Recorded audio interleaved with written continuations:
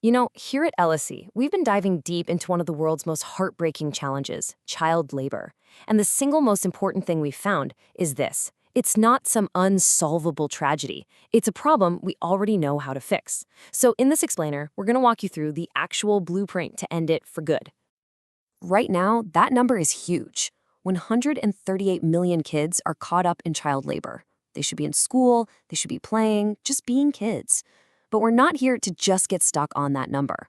We're here because we have mapped out a real, working blueprint to bring that number all the way down to zero. The solutions are proven, and they're ready to go. Okay, so before we can talk about the solution, we've got to get a really clear picture of the problem. What does child labor actually mean? Where is it happening? Let's zoom in a little. First things first, let's get a crucial definition straight. When we say child labor, we are not talking about a teenager with a summer job or kids helping out with chores around the house. Not at all. We're talking about work that is dangerous, that is harmful, and, this is the key, work that stops a child from getting an education, trapping them in a cycle of poverty. Now, here's something that's absolutely crucial to understand. This problem isn't spread out evenly across the globe. It's super concentrated. Over 60% of it is in sub-Saharan Africa, and another 60% is in the agriculture sector. And honestly, that concentration is actually good news because it means we can target our efforts right where they'll have the biggest impact. And that brings us to the real core of this whole thing, our blueprint for change. This isn't just some theory we cooked up. This is built on solid, evidence-based solutions that are already working out there in the real world. Our strategy really comes down to 4 interconnected pillars. We have to secure family incomes. We have to make sure quality education is actually an option. We need real transparency and accountability in supply chains. And finally, we have to empower local communities to lead the charge. Let's break down each one. So, let's just be brutally honest here. Poverty is the engine that drives child labor. For a family living on the edge, that little bit of money a child can bring in, it doesn't feel like a choice. It can feel like survival.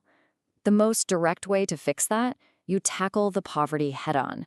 Things like universal child benefits are a game changer because they give families that stability they so desperately need. And get this. This is the part that gives us so much hope. For a low to middle income country, putting a child benefit program in place typically costs just 0.4% of its GDP. That's it. This isn't a fantasy number. It is an affordable, incredibly high-impact investment that governments can make right now. All right, on to pillar 2. It's not enough for a school building to just exist. School has to be a better, more attractive option than work. And that means it has to be free, it needs to be full day, and it needs to come with support. Things like school meals and transportation that remove all those hidden barriers that keep kids away. And we have the proof this works. A study in India, for example, found that just adding one single extra semester of required schooling made child labor rates plummet by 8 percentage points. I mean, what a massive return on that investment. It's just incredible. Pillar 3 is all about shifting responsibility. For way too long, we've relied on companies to just voluntarily do the right thing. Well, strong due diligence laws completely change the game. They turn it from a nice-to-have into a legal requirement. You have to prove your supply chain is clean, and there are real consequences if it's not. And finally, our 4th pillar. This one is so important because it gets at a critical truth. Most child labor isn't happening in some big, obvious factory. It's happening on small family farms, in homes, completely hidden from view. The only people who can really see it are the people who live there.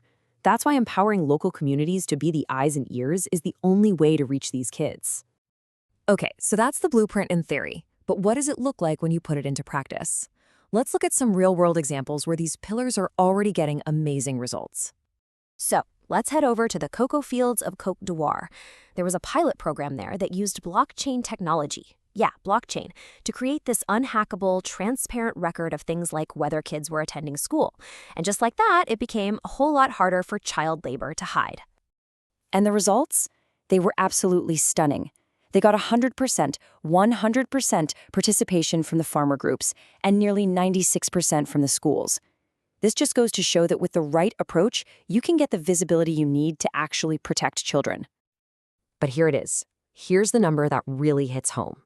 A review of these community-based systems found that almost half, 49%, of the kids who were identified as at risk were pulled out of hazardous work after these programs stepped in. That isn't a small tweak. That is fundamentally changing lives. So what's the secret sauce? It's actually genius in its simplicity. You train local young people to be the monitors. They know the families, they speak the language, they have the trust of the community. They can connect families to whatever they need, school supplies, social services, and track everything digitally to make sure no one falls through the cracks. Here's another amazing example, and this one hits that first pillar, family income, right on the head. Nestle has a program that just directly pays cocoa farming families a cash bonus if they send their kids to school and use better farming methods. It's brilliant. It addresses poverty directly and makes education the smarter financial choice for the family. So we've seen the problem and we've walked through the proven blueprint to solve it. The last piece of this puzzle, well, that's you. This isn't just a job for governments or big companies. Every single one of us has a role to play in making this happen faster. It all starts with a pretty simple shift in mindset. The passive approach is to just kind of assume someone else is taking care of it. The impactful approach is to be an active participant. It means looking for credible certifications like Goodweave or Fairtrade when you shop. It means demanding that companies prove their supply chains are clean.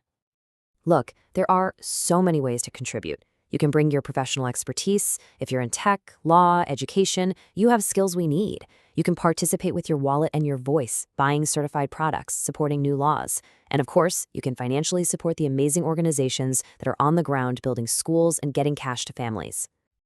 So here's the bottom line. We are not waiting for some magical solution to appear. We have the blueprint. The tools exist. We know they work. The only thing holding us back is how fast we choose to implement them. So the real question isn't if we can end child labor, it's how quickly we're going to get it done. And how will you help speed it up?